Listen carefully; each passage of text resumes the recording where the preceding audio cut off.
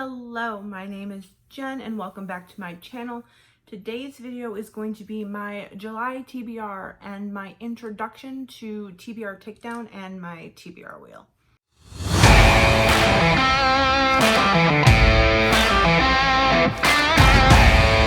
It's actually only the 19th of June, but I was really excited to film this and I don't know how long it's going to take to edit, so I wanted to get this done because I'm impatient and wanted to get this filmed because I'm really excited about this. I'm not entirely sure how June went. June so far is going well, but I'm really excited to introduce some new things. It's not really a game. Introduce some new kind of things into my reading selections starting in July, so we're gonna get into that. So one of my big goals for 2022 was to decrease the number of books I have that are on my shelf that I own physically that I have not yet read.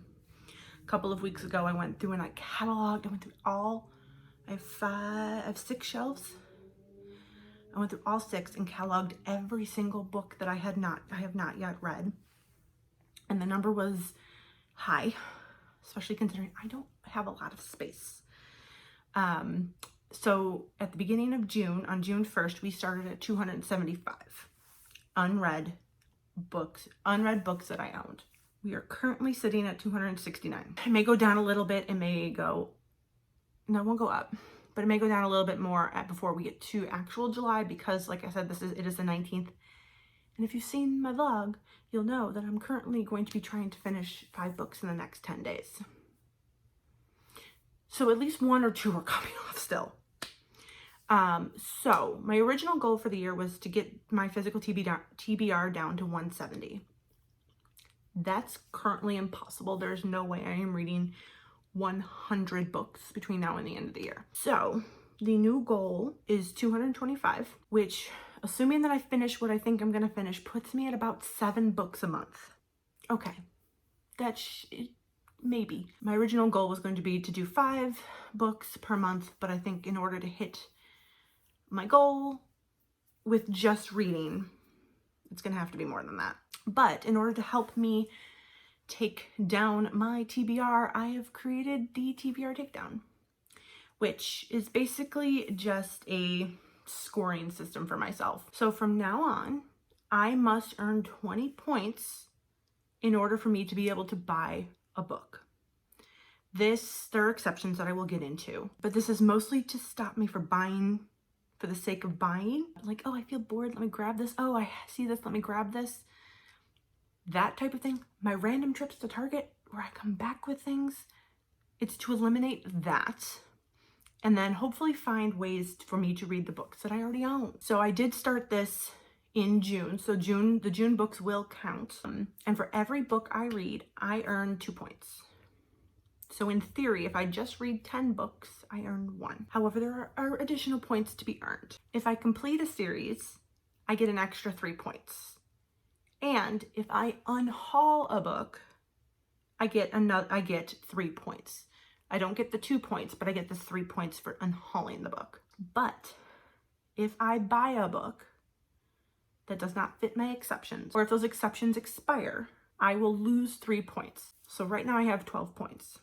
I've finished 6 books, physical books, so far this month. If I were to go and buy a book, that number would become 9. So I lose more points for buying books than I would when I read them. And I think this is just a fun way to kind of keep me in line. As I mentioned, there are exceptions to these rules, but they all have expiration dates on them. So exceptions to the I bought a book and I'm going to lose points rule. Pre-orders. I currently have quite a number of books on pre-order. I normally don't pre-order, but for some reason I am currently pre-ordering things. When those books come in, they do not count towards me buying a book. However, I do have a piece of my spreadsheet where I will track when that book arrived, and I will then have 90 days to read it. If I do not read it in those 90 days, it counts toward my buying a book. Another thing that is an exception is book of the month. So I have a book of the month subscription, at least currently.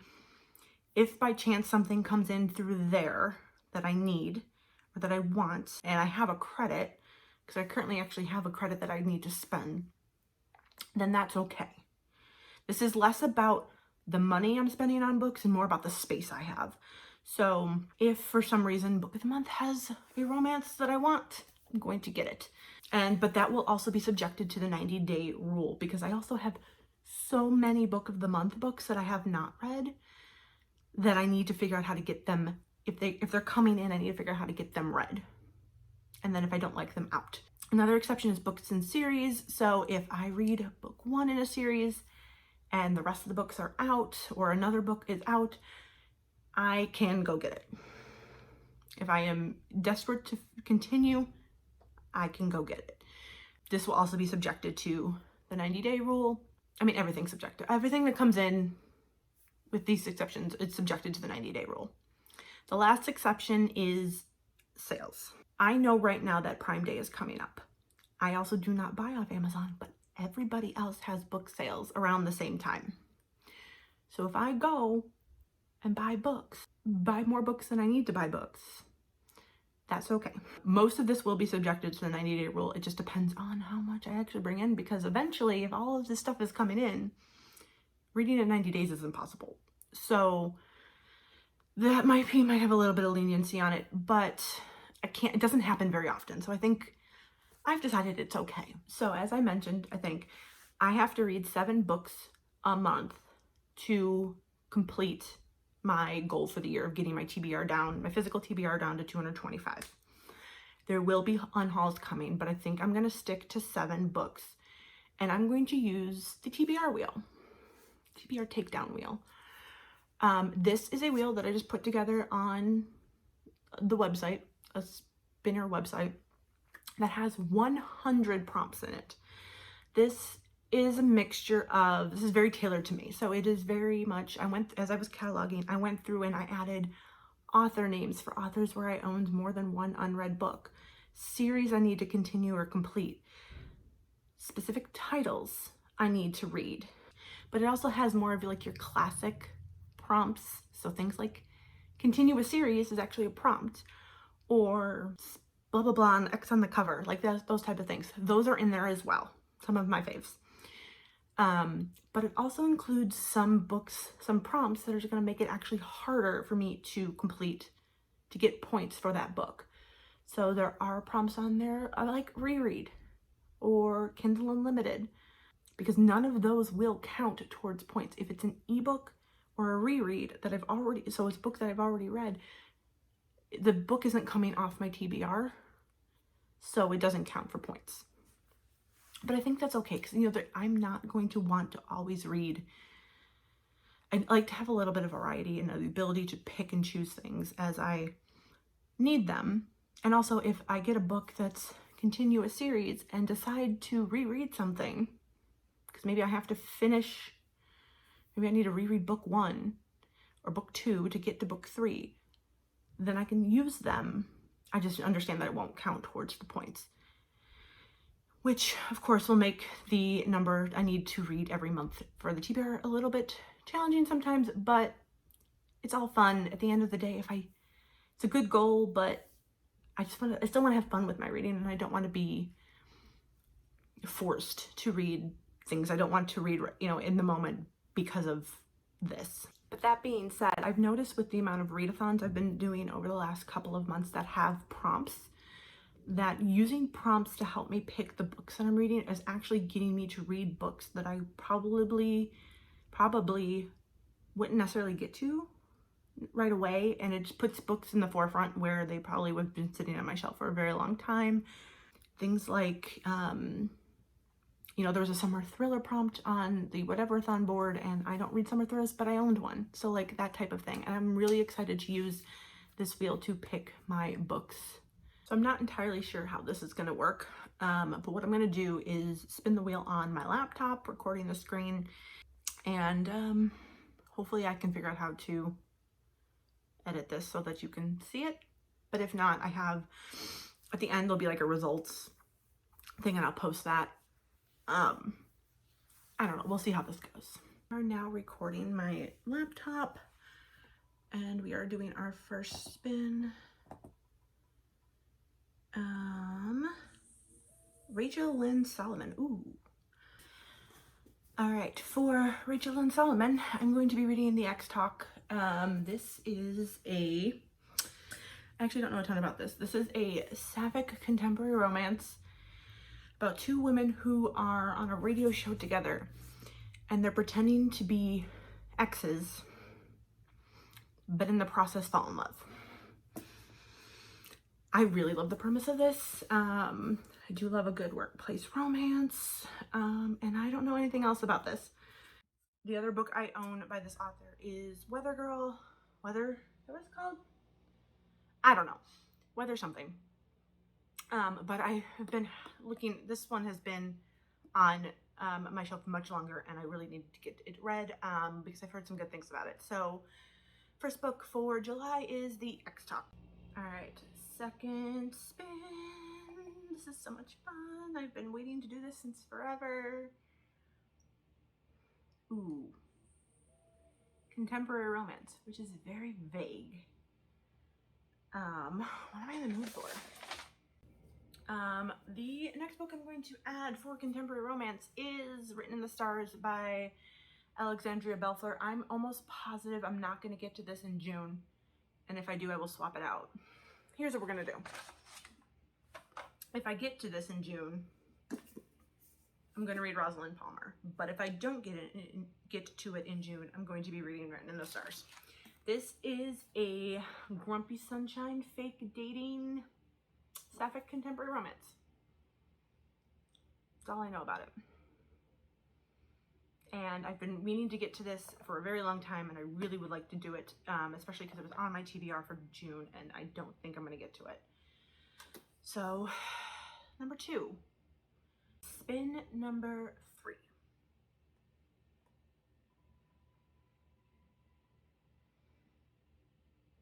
Yes! Chloe Lease. I'm really excited about this one. All right, for Chloe Lease, I'm going to be reading Only When It's Us. I don't have a clue what this is about. All right. I know these are soccer romances, they're sports romances, and I don't know anything else about this. I do also own one other book by Chloe Lease that I don't know the name of. That is Mail, but this is the first book in her Bergman Brothers series. So I'm really excited. I was thinking about this the other day, so I'm really excited that I get to add this to my TBR. If you cannot tell, I'm having a very good time with this. Number 4. And obviously, if for some reason middle grade. As I was saying, if for some reason some of this comes off and I don't have anything left, so for example, I read both Chloe Lease books that I own, I will take it off and find something to replace it with so that there's always 100 prompts on here. Unless I run out of options, but I can't imagine that happening. Middle grade, ugh. I don't even own a lot of middle grade.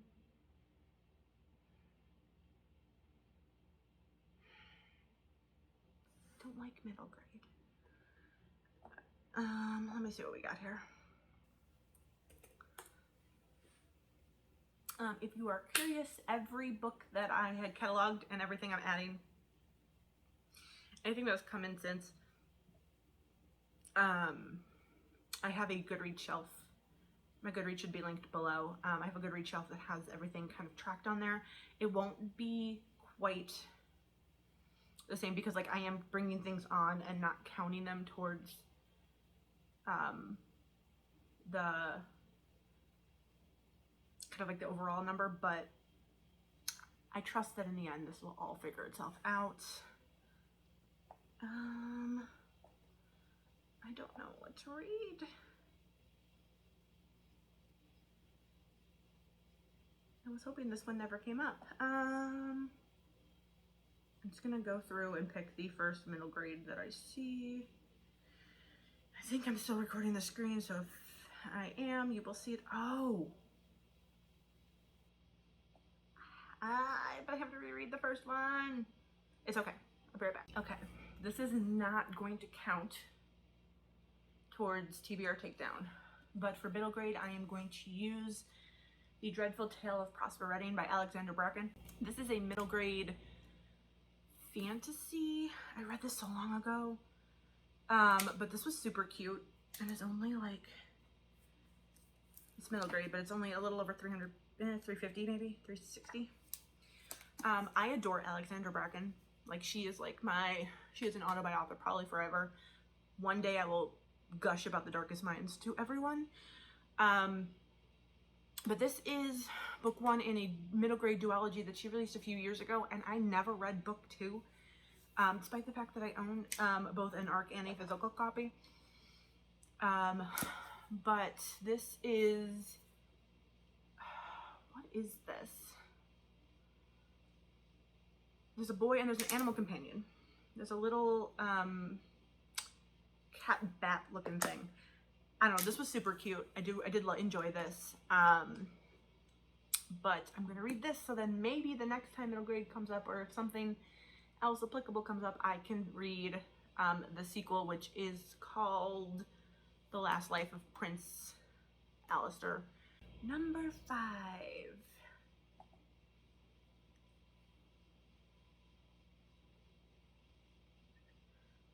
Helen, yes! I feel like this is being too kind to me because nothing on here has been a terrible challenge thus far, and I probably just jinxed myself by the last 2. But let me go get this. For the prompt, Helen, Wong. I'm going to be reading The Bride Test by Helen Wong. This is book 2 in the Kiss Quotient series. I read the Kiss Quotient a few months ago, and it was fantastic. So I am super excited to get to this one. No, it's under 300, and I think I can grab the audiobook, so I'm really excited to get to this. I have no idea. What is this about? What is this about? Why? I don't know what it's about, but I'm not gonna look too far into it because I'm really excited to I want to go in as blind as I can, but I am super excited to get to this and also get a book of the month book off of my TBR. 2 more. If I could read more books, I would sit here and spin this forever.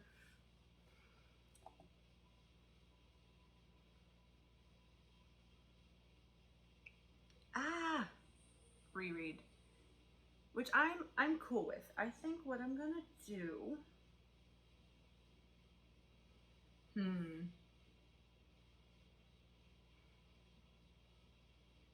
aha, I got it. Again, something that will not count towards TBR Takedown, but I'm excited to read, is The Roommate by Rosie Dannon.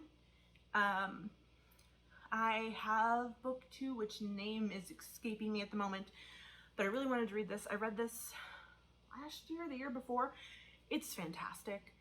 It is about a girl who travels across the country to be with this guy friend who she's kind of in love with, and when she gets there, she finds out he's leaving her to go on tour with his band, but has rented out his room to this guy who turns out to be a porn star. And she's a little bit,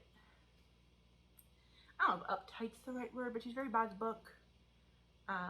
But she decided to uproot her life for this guy who abandoned her, only to find herself near this other guy whose name is Josh, and her name is Clara.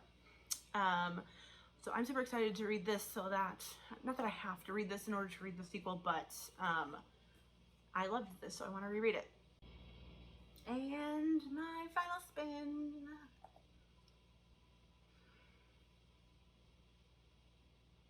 Oh, was not expecting this. I don't even know if I know where this is. Let me go try to see if I can find it. I should have known the second that I put this on here that it was going to come up. But this is Bel Canto by Ann Patchett. Patchett? Yes. I don't know a single thing about this. I think it has to do with music. I think it's historical fiction. Not entirely sure. However, a couple of years ago, I was at a book signing for Susan Dennard. And I think it was right after Wind Witch came out. She was talking about heartache and heartbreak in stories. And how like that's kind of okay. And I asked her, I said, what do you recommend if you're into things that make your heart hurt? Which I know I haven't said it in a minute, but if it's newsflash, I enjoy when books bring me pain. And she recommended this, and it has been sitting on my shelf. That was like maybe 2018. So it's been sitting on my shelf a little bit after that. I think it took a little while for me to actually buy it. But I have it and I need to read it because at some point I would like to see her again and tell her that I read it and see what I think. But I have literally no idea what this is about. But it's gonna hurt. So I'm in. All right, so this is a strange but very exciting list. It's got a lot of contemporary romance on it, which I'm down for and kind of in the mood for. So I don't think it's gonna be in order. So we've got The X Talk by Rachel Lynn Solomon for Rachel Lynn Solomon. We have Written in the Stars by Alexandra Belfour for contemporary romance. We have Only When It's Us by Chloe Leese for Chloe Leese. For the prompt of middle grade, we have The Dreadful Tale of Prosper Redding by Alexandra Bracken. For Helen Wong, we have The Bride Test. For reread, we have The Roommate by Rosie Dannon. And for Bel Canto, we have Bel Canto. Only 5 of the 7 count towards TBR takedowns. So, and I know that I'm going to read more in some months than others. I do notice that readathons help me read more books per month. And I'm guessing there will be many more throughout the next 6 months. And I will have the chance to read more than 7 books. I think I'm gonna read potentially 8 or 9 in June. And I read 16 things the month before. Some of them were ebooks, so like, again. But I think this is a good way for me to pick books that I want to read or reread, because I do want to reread books. And kind of just get them read and get as many as I can off of my shelf. Here we go. 1, 2, 3, 4, 5, 6, 7. I'm really okay with this. I think contemporary romance goes fast. I don't think there's any readathons in July, but I am going to just have it. This is my readathon. My readathon is the TBR wheel. And I'm excited because there's some good stuff on here. All right, that is everything for today's video. Please give this video a thumbs up if you've made it this far. And comment down below and let me know what you are reading in July. What are you most excited to read in July? Or just leave me a firework emoji. It's almost 4th of July. So that's everything for today's video. I will see you in the next one. Bye.